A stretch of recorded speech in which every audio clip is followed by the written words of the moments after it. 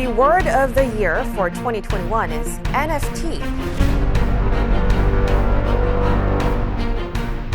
Auction for digital artist Beeple coming to a close a few moments ago. The final bid, $69 million.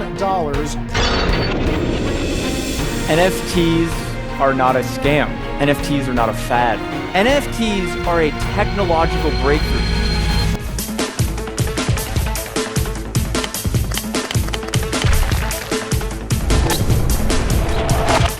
안녕하세요. 오늘은 NFT에 대해서 이야기해 볼 건데요. NFT는 메타버스와 때려야 뗄 수 없는 관계이므로 메타버스는 또 뭔데? 하시는 분들은 지난번 영상을 참고해 주세요. 영국의 출판사 콜린스는 2021년 한 해를 대표하는 단어로 NFT를 선정했는데요. 작년에 비해 단어 사용량이 11,000%나 증가해서 크립토와 메타버스를 누르고 선정되었답니다. 또한 블룸버그 통신은 블록체인 데이터 분석 업체인 체이널리시스의 데이터를 인용해 2021년 글로벌 NFT 시장이 440억 달러 규모까지 성장했다고 밝혔는데요. 2년 사이에 700배가 넘는 무서운 성장률을 보여주고 있어요. 이런 어마어마한 단어임에도 막상 NFT가 뭔데? 라는 질문을 받으면 대답하기 쉽지 않죠. NFT는 논펀저블 토큰의 약자로 대체 불가능 토큰이라는 뜻이에요. 블록체인 기술을 이용해 경제적 가치를 부여한 토큰이란 매개체에 어떤 것과도 바꿀 수 없다는 대체 불가능이란 개념을 붙인 것으로 말 그대로 경제적 가치가 부여된 상호교환이 불가능한 기술이 되는 거죠. 쉽게 말해 디지털 등기권리증이라고 볼 수 있어요. 부동산 매매 시 소유권을 증명하기 위해 해당 부동산의 등기 권리자에게 부동산 등기 권리증이 발급되는데요. NFT도 특정 디지털 콘텐츠에 대한 소유권을 증명할 수 있는 증서인 거예요. 단지 그 내용이 친숙하지 않은 형태이다 보니 어렵게 느껴지는 것이죠. NFT는 어떻게 시작된 건가요? 2012년 블록체인에 소유권을 기록한다는 개념이 나온 뒤 2015년 11월 이더리움 개발자 회의 데브콘에서 공론화되어 어떤 시장이든 위험을 감수하고 먼저 뛰어드는 사람들이 있죠. 매트 홀과 존 워킨슨이 설립한 라바랩스는 2017년 6월 NFT 캐릭터를 판매하는 플랫폼 크립토펑크라는 프로젝트를 시작했는데요. 만 개의 발행량 중 9,000개를 이더리움 지갑 보유자에게 무료로 나누어 주게 되어 첫 NFT 프로젝트라 사람들에게 낯설기도 했고 화려한 3D 그래픽이 난무하던 시대에 8비트 픽셀의 아바타는 대중의 큰 관심을 받지 못하며 일부의 사람들 사이에서만 거래가 됐다고 해요. 그러던 중 예상치 못한 곳에서 크립토펑크 붐이 일어나게 되는데요. 테니스 선수 세레나 윌리엄스가 남편에게 선물 받은 크립토펑크 2950을 트위터 프로필 사진으로 사용하고 비욘세의 남편이자 래퍼 제이지도 프로필 사진으로 크립토펑크 6095를 사용하는 등 셀럽들의 크립토펑크 사랑이 알려지자 그 유행은 대중들에게까지 퍼지게 되어 더욱이 비자사가 크립토펑크 7610을 구매한 것이 알려지자 대기업이 크립토펑크를 예술품으로 인정했다며 NFT 열풍에 부채질을 하게 되죠. 이렇게 크립토펑크는 저런 8비트 그래픽을 누가 사? 라는 부정적인 시선이 무색하게 2021년 6월 7523이 약 132억 원, 2022년 2월 582가 약 280억 원에 거래되는 등 그 인기가 계속되고 있어요. 7523이 132억 원에 거래됐을 때만 해도 만 개의 크립토펑크 중 외계인 형태는 9개뿐이고 가뜩이나 외계인이 쓰고 있는 마스크는 NFT가 급속도로 성장하게 된 배경인 코로나 시대를 상징하는 것이라며 열풍의 이유를 열심히 분석하던 이들도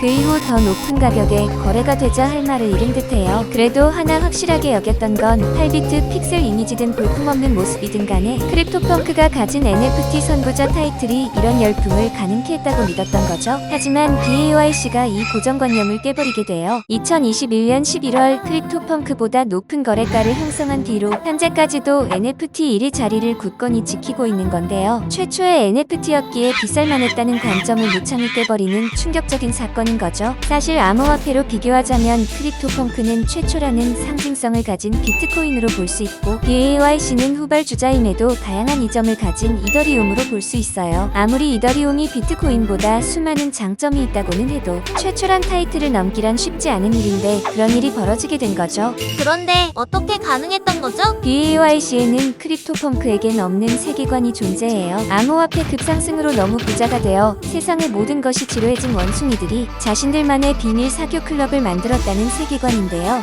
이는 실제로 유명 래퍼 에미넴, 전 세계에서 가장 핫한 아티스트 저스틴 비버, NBA 스타 스테판 커리, 할리우드 배우 기네스 펠트로 등 많은 셀럽들이 BAYC를 구매하면서 세계관 구축에 힘을 실어줘요. BAYC NFT 소유자들만 접속할 수 있는 커뮤니티인 데스룸을 만들고 그들만의 오프라인 파티인 어피페스트를 열어 소속감을 부여시켰는데요. 이들은 단순히 NFT를 구매한 것이 아니라 실제 사교 클럽의 회원권을 구매한 것이나 마찬가지인 거죠. 그리고 그 회원권을 자신의 SNS에 올림으로써 과시를 하는 용도로도 쓰이는 거예요. 과거부터 미술품은 자신들의 부와 안목을 과시하는 용도로 쓰여왔는데 NFT가 이를 디지털 세상으로 옮겨온 거죠. BAYC NFT 중 가장 저렴한 작품이 3억 원이 넘는다고 하니 확실히 평범한 사람들에겐 멀게 느껴지는 이야기일 수도 있겠네요. 그럼 NFT는 우리랑 상관없는 이야기 아닌가요? 우리가 접하는 NFT 이야기들은 뭐가 얼마에 팔렸다, 또 최고가 경신했다는 것들이 대부분이다 보니 부정적인 시선으로 바라보게 되는데요. 사실 NFT는 긍정적인 면도 가지고 있어요.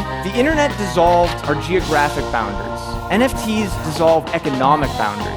So what does the internet of the future look like with NFTs as its building blocks? An internet where economic control rests in the hands of creators, not platforms. 케이본 테헤라니아는 오늘날의 인터넷은 그 안에서 콘텐츠를 창작하는 사람들이 아닌 소수의 대기업이 가치를 통제하고 더욱이 그 콘텐츠들은 그 플랫폼에 갇혀버리게 되는데 NFT가 이런 시스템에서 벗어날 수 있게 해준다고 말했어요. 예술계로 시선을 돌려보면 이 얘기를 조금 더 쉽게 이해할 수 있는데요. 현재 예술계는 진입장벽이 높아 가난한 순수 예술가들은 자신의 창작물을 선보일 기회조차 쉽게 얻지 못하잖아요. NFT를 통하면 이들에게도 동등한 기회가 주어질 수 있다는 거죠. NFT가 어떻게 해준다는 거죠? 기존의 미술품들은 보통 갤러리를 통하거나 오프라인 경매로 거래가 이루어졌기 때문에 판매자 입장에선 진입장벽이 높고 연회비까지 내야 하는 구매자 입장에서도 쉽게 참여하기 힘든 시스템이죠. 하지만 이런 거래가 인터넷 쇼핑몰처럼 쉽게 이루어진다면 판매자나 구매자 모두에게 진입장벽이 낮아져 거래가 활발해진다는 거예요. 물론 NFT는 해당 작품이 원본임을 입증해주는 권리증 역할을 해주는 것이고요. 아트티프라는 아티스트는 NFT 플랫폼을 통해 현재까지 약 1,200만 원의 수익을 거뒀는데요. 사실 이 아티스트는 중학생으로 이런 플랫폼이 없었다면 작품을 판매하기도 어려웠겠죠. NFT 플랫폼 오픈시는 판매 중인 NFT 수가 3천만 개가 넘고 월 거래액도 30억 달러가 넘는다고 해요. 상황이 이렇다 보니 기존의 경매업체들도 NFT에 발을 들여놓고 있어요. 이를 보면 NFT가 작품 거래의 진입장벽을 낮춰주고 있는 건 확실해 보이죠.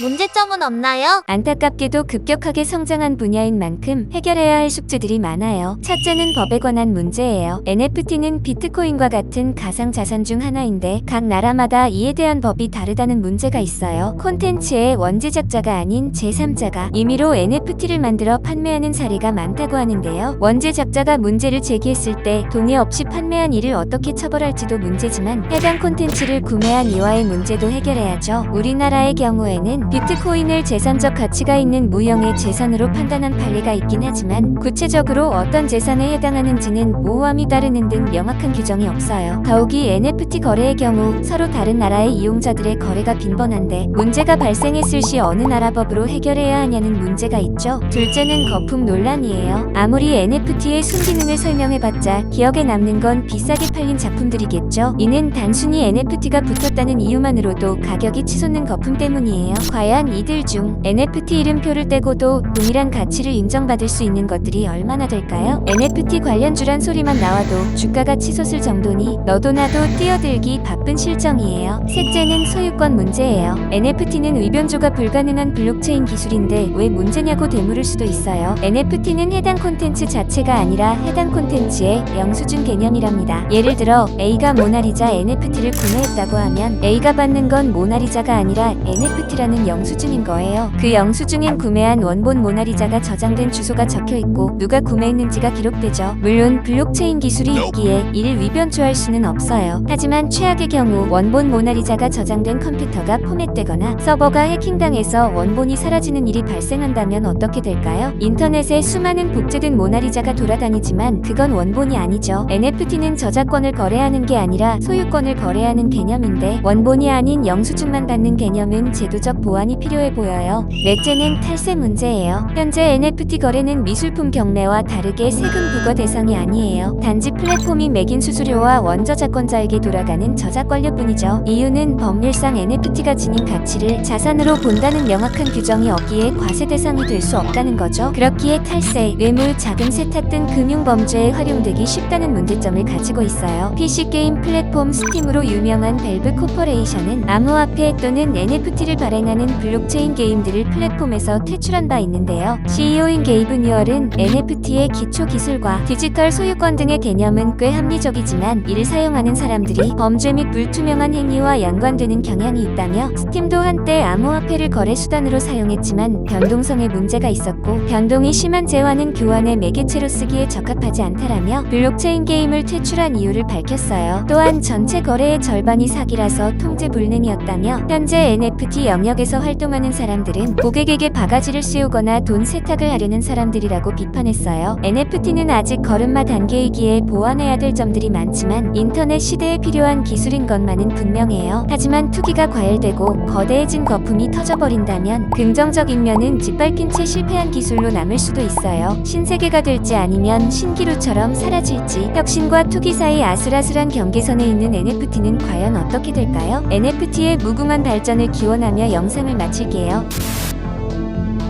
영상이 도움이 되셨다면 구독과 좋아요 부탁드려요.